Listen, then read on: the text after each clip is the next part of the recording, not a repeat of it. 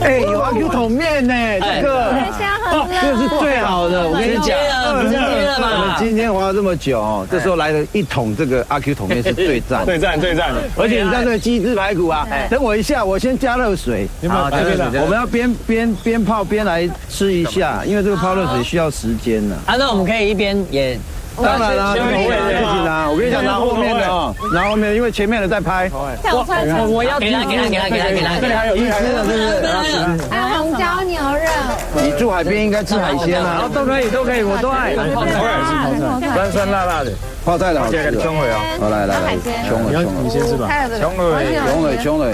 啊，我喜欢吃鸡汁是因为它这个经典汤头啊，加这个胡椒香，我跟你讲，一打开哦，懂吃的，我跟你讲，懂吃。如果我们刚刚在泛舟的船上面可以吃到阿 Q 桶面，哇，我跟你讲，人生的两大。中间休息的那个靠岸的时候，直接吃到，而且一会一秀个短袜，CP 值这么高，够满意。而且我跟你讲，阿 Q 的精神就像我们要华去日本一样，我们要坚持到底，努力不懈。好，一定会成功的。对，好，要保持乐观的精神吗？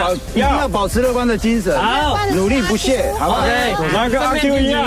我鸡汁我还可以加鸡胸肉，哇，好赞哦！还有溏心蛋呢，懂吃的就这样，再来一个蛋，哦，完美，哇，尤其是运动完吃更舒服。吃啊，直接吃啊！对，而且昨天郭哥来我房间，也在吃这个，昨天晚上，而且也是吃鸡汁的，也是吃鸡汁，而且你知道这个，我们之前打球的时候啊，这个刚好在国外买不到，我之前都是行李这样运过去，对，真的行李箱整个都塞这个带过去。你阿 Q 好朋友哎，你阿 Q 好朋友，对，来，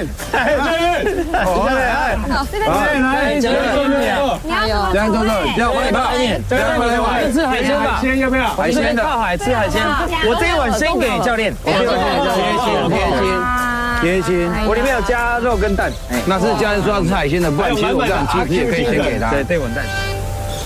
刚刚在基友，大家记得那个鬼面墙，然后鬼面墙鬼知道。面墙那个地方，对，其实那地方是整个就是秀冠溪的泛舟最高难度的一关，真的，这真的是一直评估，哎，要不要去？跳过。